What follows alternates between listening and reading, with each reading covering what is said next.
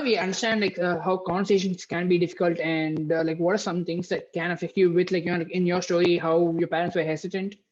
So like with conversations around mental illnesses and mental health, are the people equipped to have mental health conversations? And if not, what is stopping them from having these conversations? Yeah, no, great question, man. I'll take this one. I had the privilege of founding a startup about a year ago. It's called Shout, where we focused on collecting positive messages from people around the world. So this question clearly, I've got very good insights to share based on this.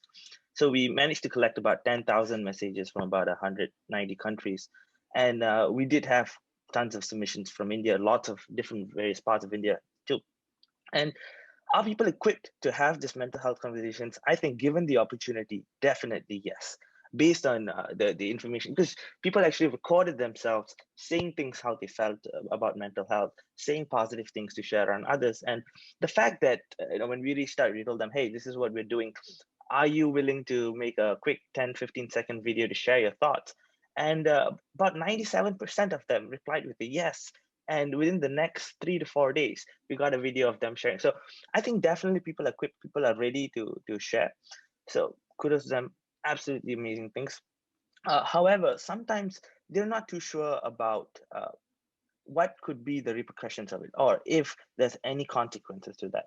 So what do I mean by this? Most of the people that send us this message, right, they tell us things like, hey, I'm not sure what's going to happen after this, but I'm willing to do this because I know how it's like to be there, and I want to help another individual. I want to raise them up. So that's the reason why I'm doing. So if people could understand that, hey, when you speak about a certain topic, it's not about you sharing about yourself in that particular mental state only, but it's about telling others that, hey, this is okay, and this is something that we all go through. And at some point in time, just like how ice boils at 100 degrees Celsius and melts at zero, at a certain point, just because we are at different temperatures, that does not mean we're not water. So by sharing these messages out, it helps people know that, hey, we are similar, we are equal. And just hearing all those different messages, you can imagine going through tons of messages from people, reading through a bunch of emails. It is clear that I believe that the young generation loves to help people. They want to see how to uplift others. So they're most certainly equipped to have this conversation. At least a large percentage of them are. And for those that do not have the chance, or for those who have certain limitations or restrictions, what is stopping them from having these conversations lie in my opinion, three big things. One being family. So the stigma against their family, or the inability to speak up, it might tarnish their family's name.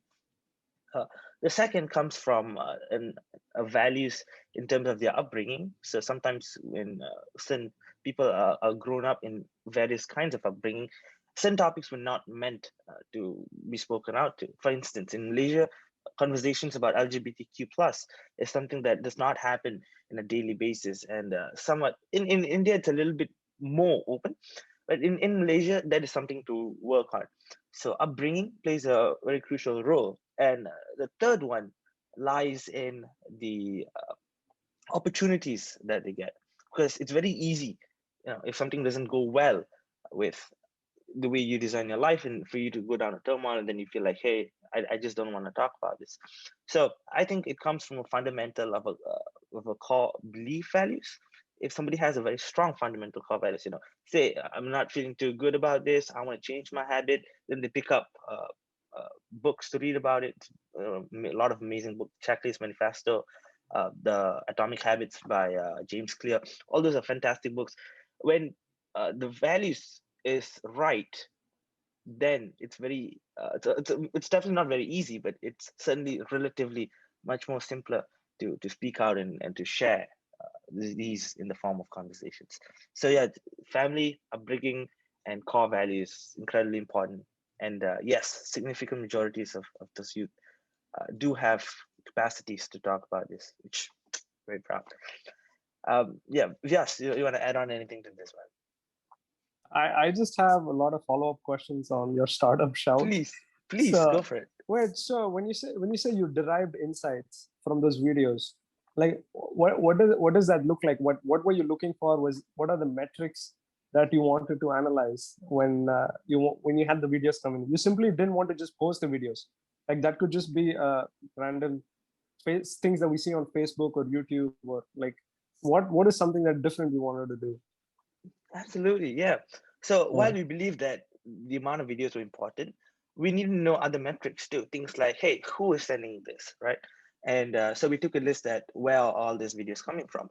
And then we wanted to go a step further. What are their professions? Are they students? And the fact that, hey, we've got doctors sending in videos all the way from Egypt to Syria to Pakistan to China. Then we've got college students sending in their facts. And we've even had toddlers, sharing out their messages. So a bunch of toddlers, 6 to 10, we had to remind them, hey, you need to be above the age of 18 for us to even publish this videos. But they were like, we want to share our voice. So we said, okay, we're not going to limit that. We might, transcribe them into words for sure. So we had those metrics to take care about. We had grandmas, office workers, them coming in and sharing their point of life. And those were in terms of the people, but the next step we went into is what were the messages they're trying to say? Because as you're going across different age groups and different mental health topics, the messages change, right? As a college student, your message might be geared into, hey, take care of your sleep, take care of your sleep schedule, your work schedule, and don't push yourself too much. But for toddlers, it goes in a different way. It's like, hey, go out and play more, start drawing more. So when you look at this kind of array of data, you understand that mental health takes forms in so many different things. I'm sure you guys can relate to. We were all under quarantine. We wanted to go out. That's not possible. Then we had a whole ton of work to do. At least for me, I knew I was watching one sunset to another sunset, not knowing when the sunrise was in the middle because my sleep schedule was messed up. But yeah, those were the key metrics that we were looking into, and about 25%, which is a huge percentage, 25% of them went on to send us additional emails, follow-up emails, a week, 2 weeks, a month after that, asking, hey, is there anything else I could do? Can I make more videos? Can I share more about this? And a teacher actually shared it with her classroom for all the students to. She shared, hey, if you want to make a video, sure. But she shared that the importance of speaking it out, the importance of sharing and having these conversations. So those were some of the things that we managed to track down. Yes, I sense that you have another follow up, but no, that's awesome. I just want to know. So, is there any way people can watch these videos? Like, do you have a compilation of it, or somewhere? Maybe you can put that in the comment section below the video. Absolutely. I'll pass. Yeah, we can post it on the description. Yeah. Below. Okay. Perfect. Awesome. Thanks for watching. If you liked the video, make sure to like, comment, and subscribe. If you'd like to see more videos on the topic, make sure to check out our playlist where we answer more questions. We'll see you next time.